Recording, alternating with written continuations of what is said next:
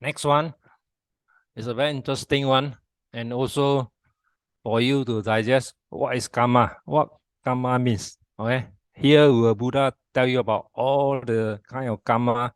Karma is one of the niyama. So what is karma? Okay.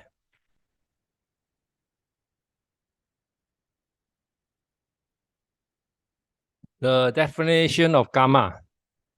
So what Buddha said, I'm a knower, owner of my action, intention. I mean, your cetana. I tell you, your intention, I tell you, is karma, intending to one does karma by the way of to your body, to your speech, and to your intellect. Okay? The three senses like talk, and speech. So any of these you perform, especially the intention is the most serious one. Right? Unlike the Jains, it's about action. This one, intention, very important. Karma is an impersonal, natural law that operates in accordance with our action. I mean, whatever you think, good or bad, you're creating one karma seed. So very mindful of what we better think good rather than bad. So it's a law and itself and does not have any lawgiver. Unlike other religion, given by God, this one no given by God, it's a mother nature law. You like it, don't like it, you have to bear with it. So karma operates in its own field without the intervention of an external independent. Okay. Only Buddhists say that karma does not hold by any of the, let's say, like Hindu, they say is belong to the God. Okay. But the Jains is karma particle. Then the other one, just come by accident. So all these what I call Buddha said is a natural cause. So karma or karma can be put in the simple language of the child. That means that's what Buddha always preach. Do good and good will come to you now and thereafter. So always do good, avoid evil. This is what Buddha preach.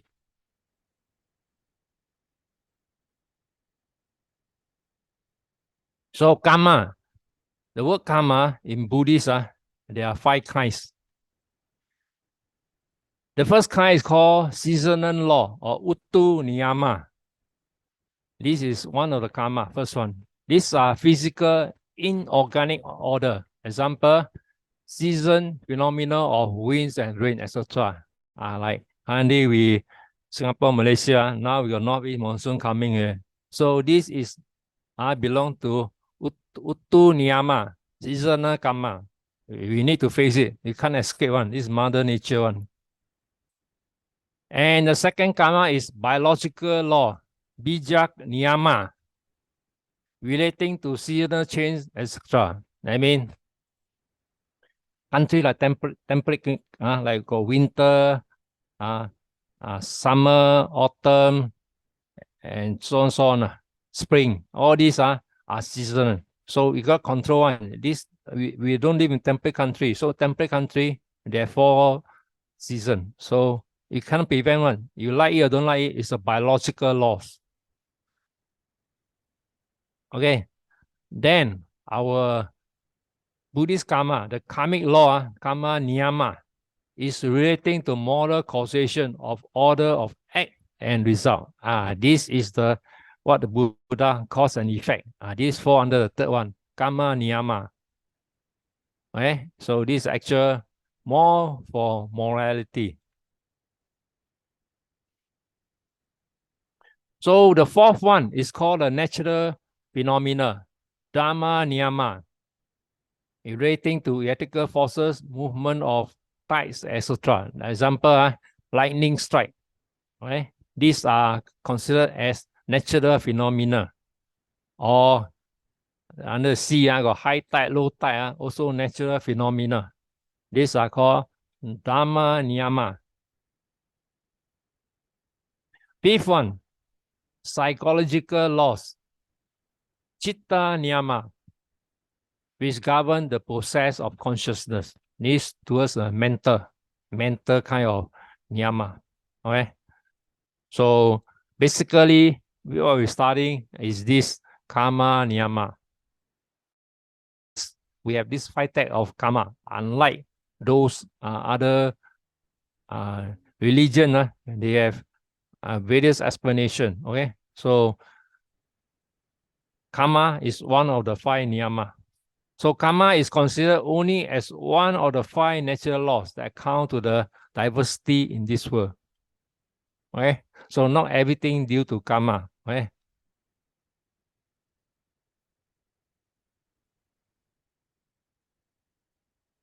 So karma, how it works?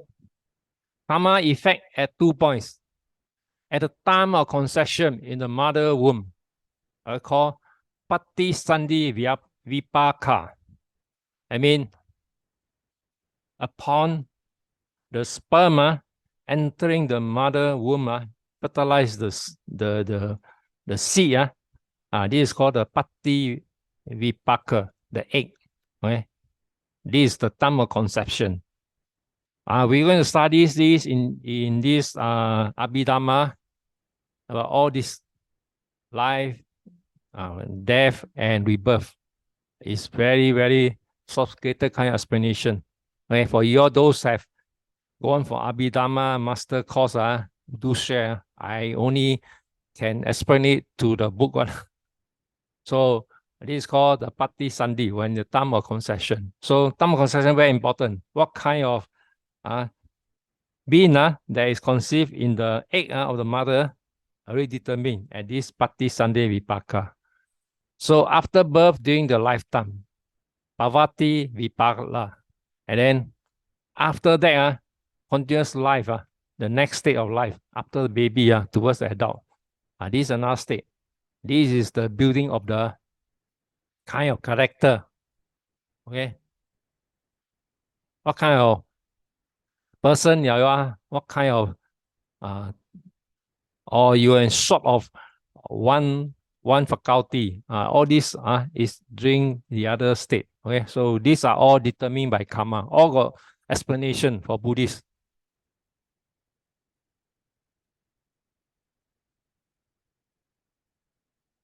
Kamma and vipāka. So you can see this very common in Abhidhamma. Both represent by consciousness and karma by moral or immoral. 2 things only. Mundane consciousness, kusala or akusala, lokiya, chitta. So upon birth, these are the things that you carry from the previous birth to here, whether a good or bad person. Vipaka by resultant mundane consciousness. We're going to study this in Abhidhamma also. So whatever you do good, the resultant will be good. You will do bad, it come out bad. Okay, this is a resultant. You like or don't like, it's the thing, it's a pipeline that follow one after another. So super mundane consciousness are not generating karma since they eliminate roots of karma.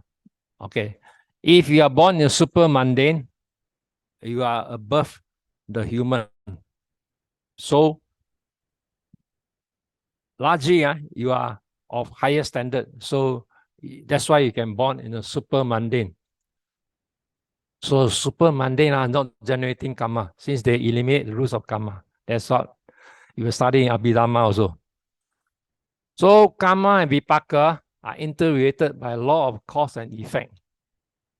When later study in the 5th year, you study patana, okay, cause and the effect. So karma and vipaka are interrelated, so you cannot run away. There's a cause, there's an effect. So karma has a potential to produce the effect. So it's when the condition, when the time, and when the function take place. So karma, from the perspective of vipaka, is classified into 4 groups, each group being a cluster of 4 first classification. And then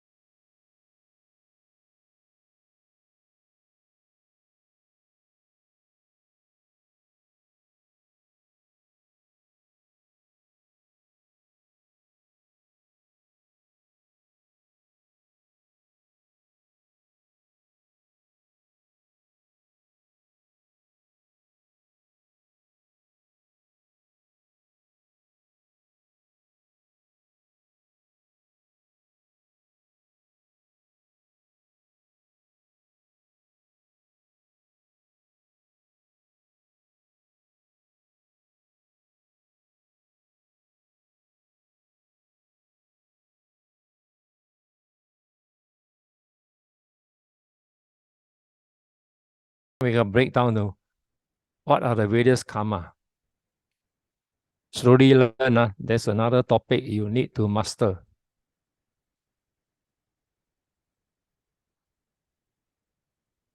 Okay.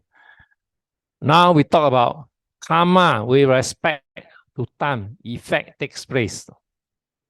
Remember? Karma with respect to time. I mean, you measure with time. Dita karma, vida niya karma. Okay? This karma in English means immediate effective karma. So this type of karma happens during the current lifetime of the person. That is, the result of consequent vipāka arises within the same lifetime. I mean, one fine day, because you do some good, you hit the first prize, Toto or 4D. So you are rewarded. These are called immediate effect. Because you do something good, you reward you in this current life. So that's why some people can strike top prize very easily compared to you, like those gambler always buy, follow that number for many donkey and never come out on. These people because they have this immediate effective karma. Next one, upaja venaniya karma. This one means subsequently effective karma. This karma, how it happen? This is karma that ripens in the subsequent life. Okay? I mean, previously, they have done some good or bad karma. Okay? Then, this current life, you will reward with what you reap. Okay?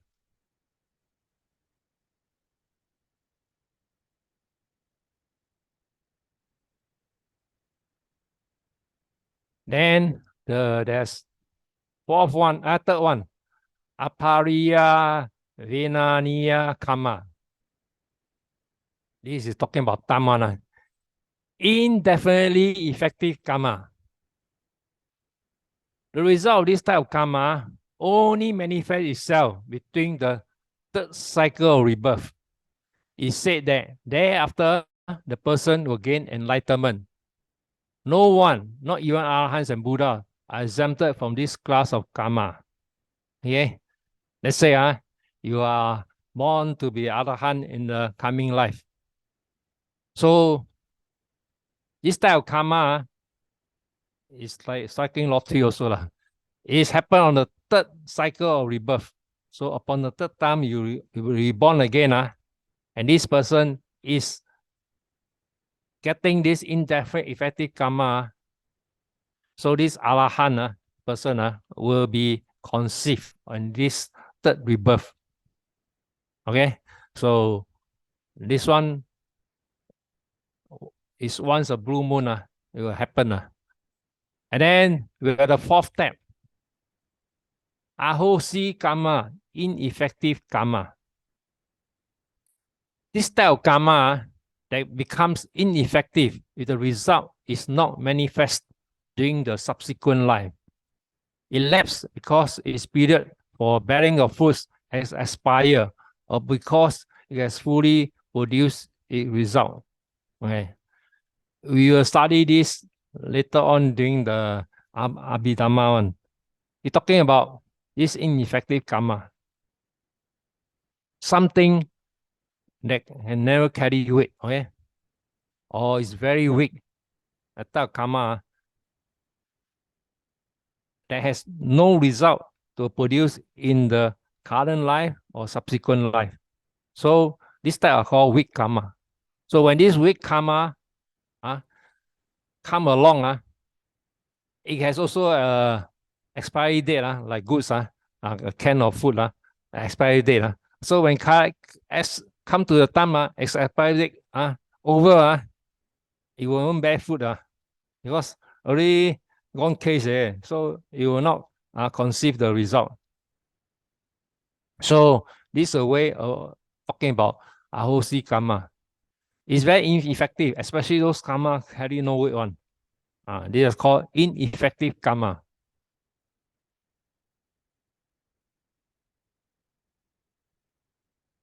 Okay, we study 4 with time. Now, karma will result of their function. We talk about janata karma, I mean reproductive karma. Very important, this one. If we don't have this, we will say bye-bye to this existence. This is a karma that produces the future rebirth. The passing away of a person is seen only as a temporary end of temporal phenomena. I mean, upon coming to the death of this, whether you are old or in the mid or young, you have this kind of condition, you have to go. Okay, I mean the reproductive karma is no more. So the present form of both mental and physical perishes only to take another form which is neither absolutely the same or totally different. Okay, that means when you take rebirth the next time, it will either be absolutely the same nor totally different.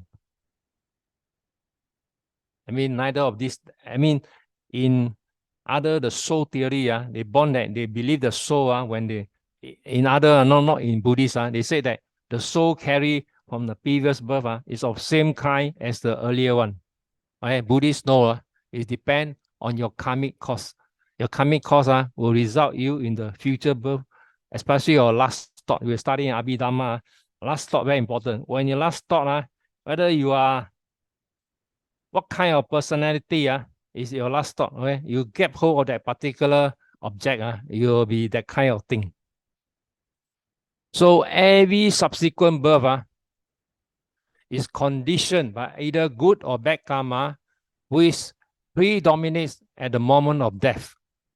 It is this last thought process that termed as reproductive karma that determines the future state of person in this subsequent birth.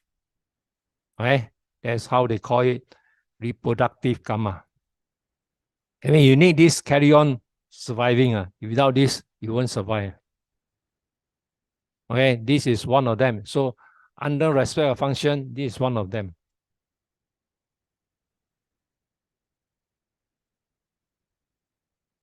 Next one.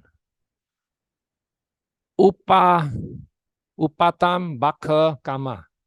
Supportive karma. This is another one that you carry on living.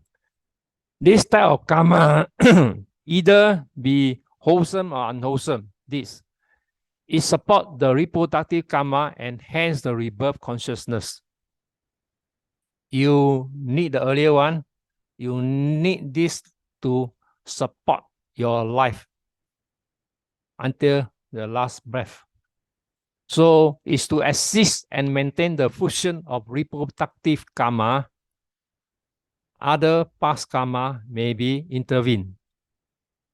So you got do bad thing, this bad karma say that your life short, especially those baby, when coming to 9 months, then they abort the fetus, it's because of this intervened by the past karma, which come that this life in the past he been killing person.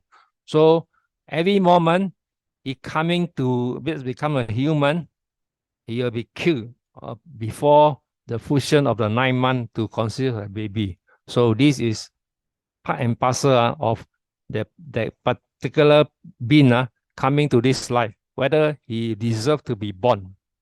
So when you do psychology, especially counseling those women that has abortion or have difficult in birth and then aborted, so you tell them it's not the parents or the wife problem. Okay? It's because that being is not suitable for birth. So in order to pacify this woman to change their kind of mentality, they can't bring themselves, they go crazy. So if you got chance, you find relative or friend like that, try to help them out. Such karma action are termed as supportive karma. So you need this to carry on living.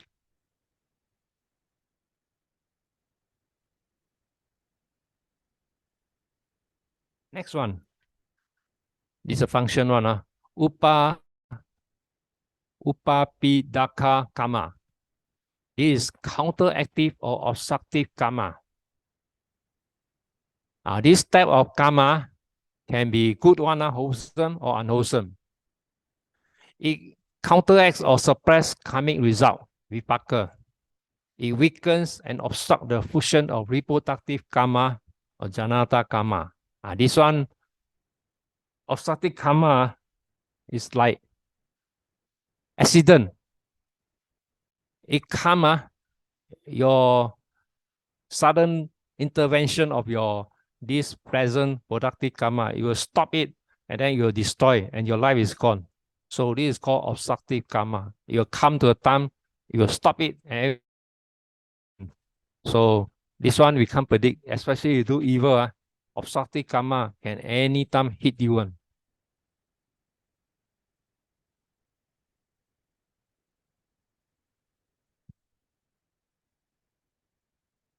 Destructive karma, this is more dangerous.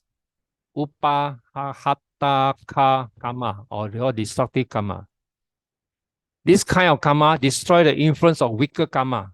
According to the law of karma, the potential energy of reproductive karma can be totally annulled by a more powerful opposing past karma, which seeking and opportunity may be quite unexpectedly operate.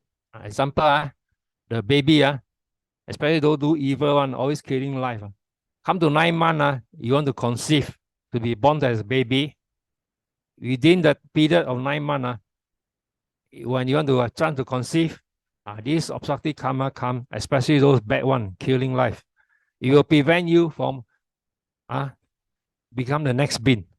Right? This is why you need explanation of all this. This one destructive one. One time hit, gone. Such action is termed as destructive karma.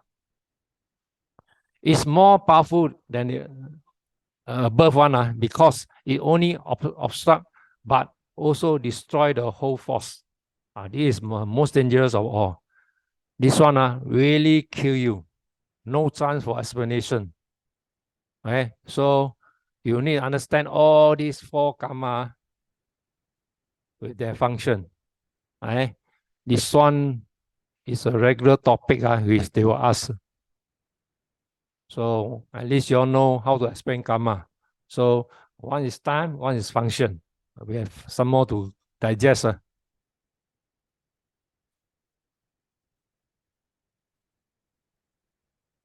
Karma respect to the order in which the effect of karma take place. Karma don't simply take place, especially as you go to hell. Not necessarily. Depend on what kind of karma you carry. First one, Garuka karma, Veti karma. These are karma, you can't escape one. So this one is those in heaven. It may be wholesome action and result and will definitely manifest itself either in the present life or in most of the subsequent lifespan. It can happen in this life or the next life. So moral aspect to jhanas of purely mental and immoral aspect consists of heinous crimes. So any one of you who perform this 5 evil deeds, definitely you choose one of the hell, definitely one cannot escape. Like this, the cousin of Buddha, Devadatta, and many more, and also the one Ajasattu murdered the father. So marriage side, killing one's own mother. That's why come to euthanasia, especially those on dead bed I mean those struggling on the bed on the tube ICU if you pull out the tube your mother will no chance to survive. This you commit marriage side, killing one's own mother, or parricide, killing one's own father. So when your parents in ICU, as Buddhists, I would not recommend you to, because of cost or whatever, if you instruct, even you never do it, instruct the doctor to do it, according to my, this is principle, euthanasia. You do it, you're doing one of these, okay? One or two, okay? Depending your father or mother. So as a Buddhist, we don't want to take the chance, because you have to bear it. Whoever answer it, bear the result. Brother Lau, Yes. if it is the wish of the parents themselves, that's another thing, but the doctor should ask you one or not. They have that one. If no kids are around, then the parents have already stated, and then none of your business.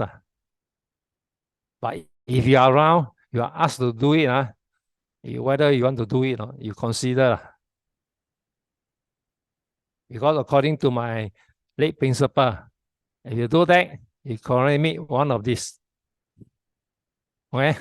So as a Buddhist, for your knowledge, we are answerable. So for me, even how much money I need to pay, bo pian, so have to pay. So if you do it, you're answerable. That's what my late principal told me. So as a Buddhist, we don't want to do it. It's not say mercy killing or whatever. Unless you are not around, then letter is stated, then it's none of your business. Okay? That's what my principal told me, so I just relate to you. And the murder of an Arahant. But this one you can't tell who is Arahant. But during the Buddha time, these two, Devadatta, want to murder this Buddha. He's committed murder of an Arahant or Buddha. Sure go down one. Okay, guarantee. Cannot escape. And the murdering of the, and the wandering of the Buddha, also by Devadatta. He also commit, he also responsible. So until today, still down there. And then the last one is the creation of schism of the Sangha. I mean, you want to destroy the monk community. You can, like this, Devadatta also perform one of this. So Devadatta commit 3 to 5. So he guarantee. So none of us perform all this, so we should be safe. Won't be end in hell. At least a human form. It's called Veti Kamma. Next one, Asana Kamma, date proximate Kamma. So in the absence of Veti Kamma, a date proximate Kamma might operate instead. This involves action done in recollection of the past action just before the diving moment. Asana Kamma is regarded as an important, significant because of the ability to change or alter the life stream of the diving person. So the place or the stratum of the future existence will be governed by those diving and departing consciousness. So this one quite common, right? Especially when you see a diving person towards his last day.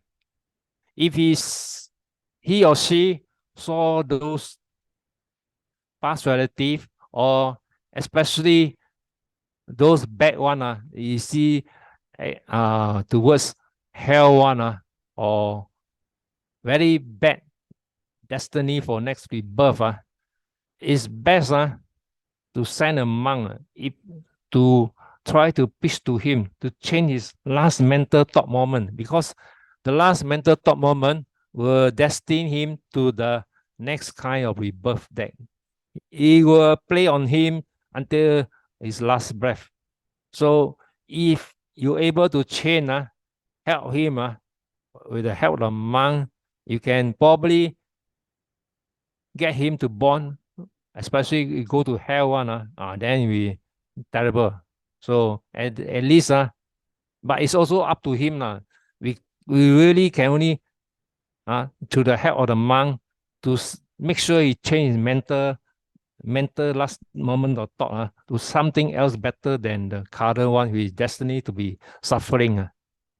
So this dead proximate karma is upon the diving moment when you have people like this try to get, or when they are immediate going to leave at last moment, you have your Buddhist study, you can tell them what are the good things they have performed in this life. Ask them to think of the good thing which he had performed. So when he moved the object from a very bad destiny, he can move it to a better one, at least become a human. So if you're too late, then you try to convince them, thinking of the good thing they have done in this current life. If not, you seek the monk's help. Hopefully, he can change his mindset. Okay, this is what as I know of.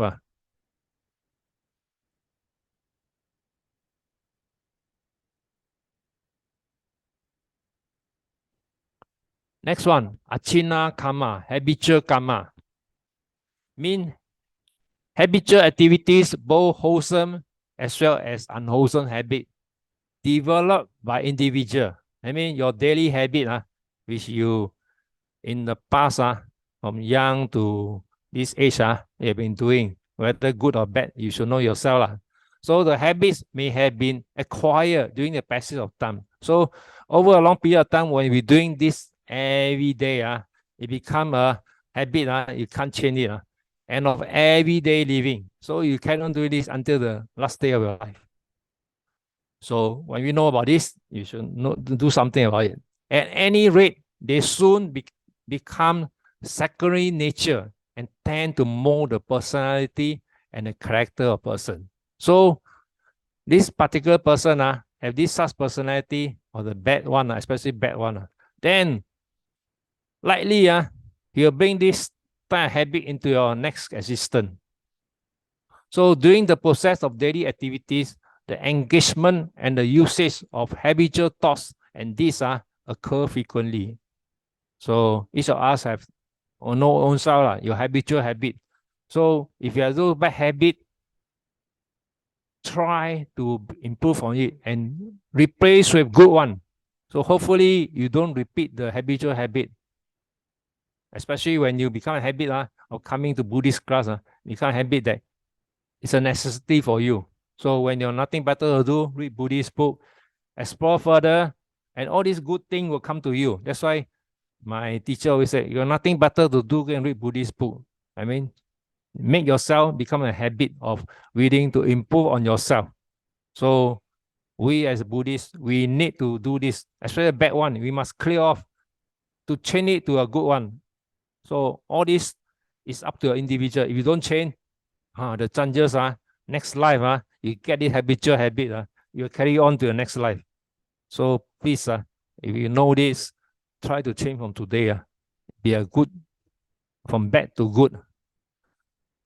Similarly, during the diving moments, unless influenced by other circumstances, recollection of past thought and deeds, whether consciously or otherwise, arise such thought ultimately influence the diving thought process of the individual concerned. They often form the base in determining the future rebirth state. So if you don't want to change, then this habitual bad habit, especially bad one, will make you become this sort of character in your next life because your habitual habit. Okay. So we always, as a Buddhist, try to improve ourselves, be a better person. Okay. What we learn, you can apply on it. Okay.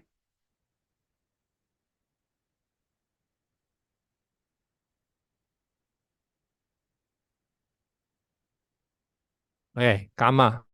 Karma with respect to the order in which the effect, the karma take place. Next one. Katata karma, cumulative or reserved karma. This is the fourth one.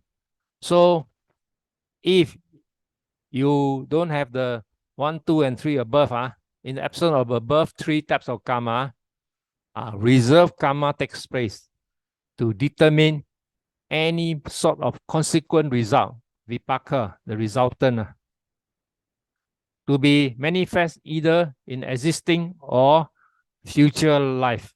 So if you don't have the above 3 to haunt you, then this cumulative karma, or what I call reserve karma, especially a good one, definitely will come in place of the top 3. So this one will determine you the next life. So you need to know the order also, the time, the function, the order. Have to learn it. I think it's new. We have to learn it slowly.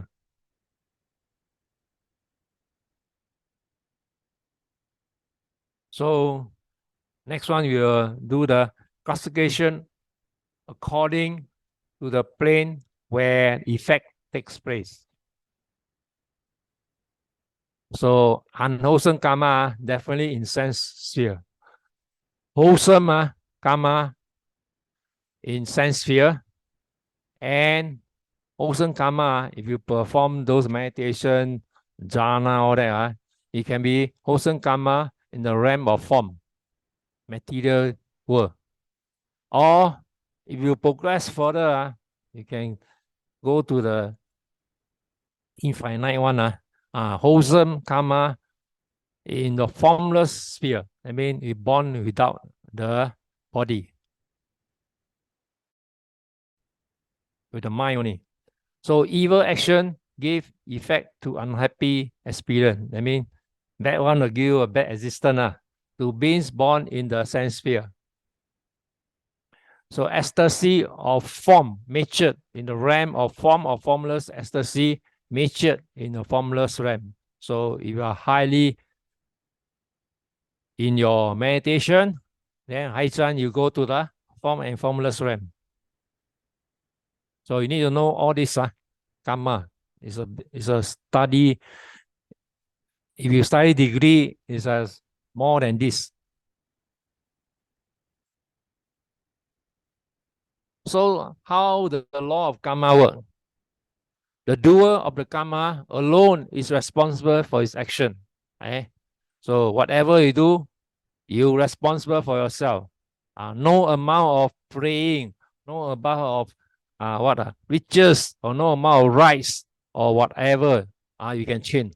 Like other religion, they can change your fate. I said, you're destined for that, you can change.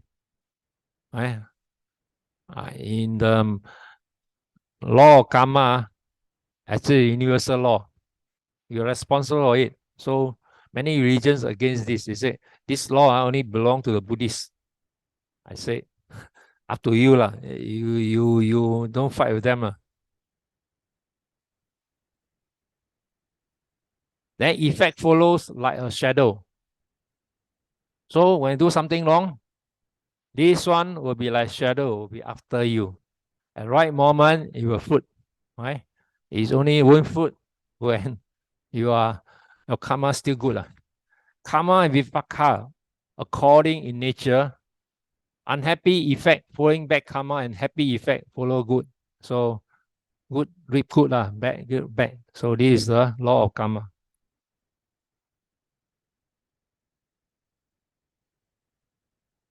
And we look at some other views of karma by heretical teachers, especially 6 heretical teachers. Right? Every experience of a being is necessarily an effect of a past karma.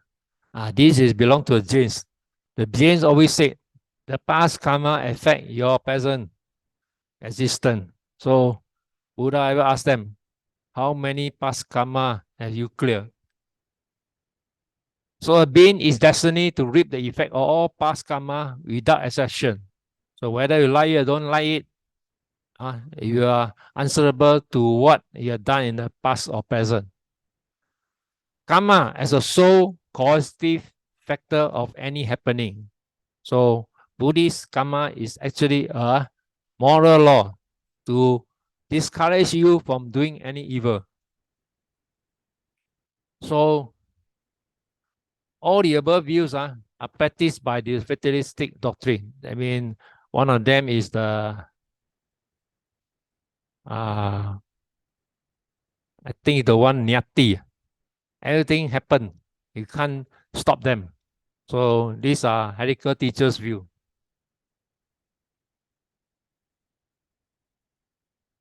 Okay. So this one complete the karma. So you all need to study this. It's a new to you. Have to remember all the function.